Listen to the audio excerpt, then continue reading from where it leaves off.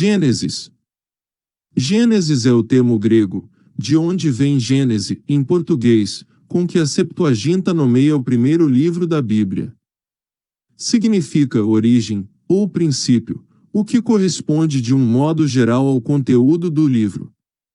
Com efeito, nele são narrados, desde uma perspectiva religiosa, as origens do universo, da terra, do gênero humano, em particular, do povo de Israel. Na Bíblia hebraica, este livro tem como título a sua primeira palavra, Bereshit, comumente traduzida por no princípio. Divisão do livro de Gênesis. O livro de Gênesis compõe-se de duas grandes seções. A primeira, capítulos 1 a 11, contém a chamada História das Origens, ou História dos Primórdios, que inicia com o relato da criação do mundo. Trata-se de uma narrativa poética de grande beleza, a qual segue a narrativa da origem do ser humano, colocado por Deus neste mundo que havia criado. A segunda parte, capítulos 12 a 50, enfoca o tema dos inícios mais remotos da história de Israel. É conhecida como História dos Patriarcas, e centra o seu interesse em Abraão, Isaque e Jacó, respectivamente pai, filho e neto, nos quais o povo de Deus tem as suas raízes mais profundas. A história das origens. No princípio, criou Deus os céus e a terra. Este enunciado categórico e solene abre a leitura de Gênesis e de toda a Bíblia. É a afirmação do poder total e absoluto de Deus, o único e eterno Deus, a cuja vontade se deve tudo o que existe, pois, sem ele nada do que foi feito se fez. O universo é resultado da ação de Deus, que, com a sua palavra, criou o mundo, o tornou habitável e o povoou com seres viventes. Entre estes pôs também a espécie humana, que diferenciou de todas as outras ao conferir-lhe uma dignidade especial, criando-a à sua imagem, a imagem de Deus. Este relato inicial de Gênesis considera o homem e a mulher em uma particular relação com Deus, de quem receberam a comissão de governar de modo responsável o mundo do qual eles próprios são parte. Com efeito, o ser humano, em hebraico Ada, foi formado do pó da terra, Adamá, ou seja, da mesma substância que o resto da criação, porém, o Senhor Deus lhe soprou nas narinas o fôlego de vida, e o homem passou a ser alma vivente. A criação do homem, do varão, Isi, é seguida no Gênesis pela da mulher, Ishá, vindo a constituir entre os dois a unidade essencial do casal humano. A relação especial que Deus estabelece com Adão e Eva se define como uma permanente amizade, oferecida para ser aceita livremente. Deus, Criador de tudo e soberano absoluto do universo, oferece a sua amizade, o ser humano está livre para aceitá-la ou rejeitá-la.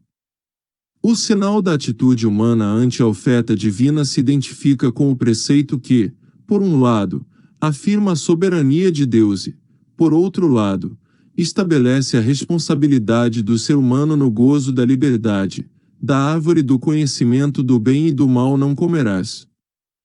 Porém Adão, o ser humano, querendo igualar-se a Deus, quebra a condição imposta com um ato de rebeldia que lhe fecha o acesso à árvore da vida, e abre as portas ao império do pecado, cujas consequências são o sofrimento e a morte. A história dos patriarcas.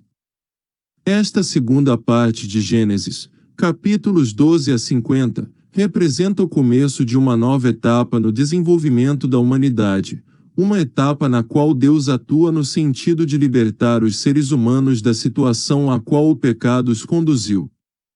A história entra em uma nova fase com a revelação de Deus a Abraão, a quem ordena que deixe para trás a sua parentela e a sua terra e emigre para terras desconhecidas. Promete-lhe fazer dele uma grande nação, abençoá-lo e engrandecer-lhe o nome e lhe confirma essa promessa estabelecendo uma aliança segundo a qual em Abraão seriam benditas todas as famílias da terra. O livro de Gênesis destaca que o Senhor não atua de forma arbitrária ao escolher Abraão, mas que a sua eleição faz parte de um plano de salvação que se estende ao mundo inteiro. O fim último desse plano, a universalidade da ação salvífica de Deus, se manifesta no fato simbólico da mudança do nome de Abrão para Abraão, que significa pai de numerosas nações. Quando Abraão morre, o seu filho Isaque passa a ser o depositário da promessa de Deus, e, depois de Isaque, Jacó. Assim ela foi sendo transmitida de uma geração a outra, de pai para filho. E todos, como Abraão, viveram como estrangeiros, fora do seu lugar de origem. Os patriarcas, isto é, pais de uma linhagem, eram pastores seminomades, em constante movimento migratório. A sua vida transcorreu entre contínuas mudanças e reassentamentos que, registrados no livro de Gênesis, dão à narrativa um caráter peculiar. Jacó, por ocasião de um misterioso episódio que teve lugar em Peniel, recebeu o nome de Israel, aquele que luta com Deus, ou Deus luta. Esse nome foi usado mais tarde para identificar as 12 tribos, depois o Reino do Norte e finalmente a nação israelita na sua totalidade. A história de José, filho de Jacó, é fascinante. Vendido como escravo e levado ao Egito, José caiu nas graças do faraó que lá reinava. O faraó o elevou ao segundo posto no governo do país.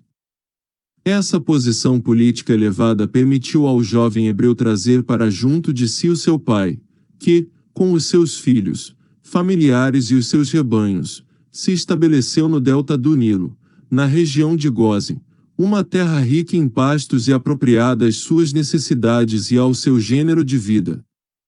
Morrendo Jacó, os seus filhos trasladaram o corpo a Canaã e o sepultaram em um túmulo que Abraão havia comprado para ali enterrar a sua esposa.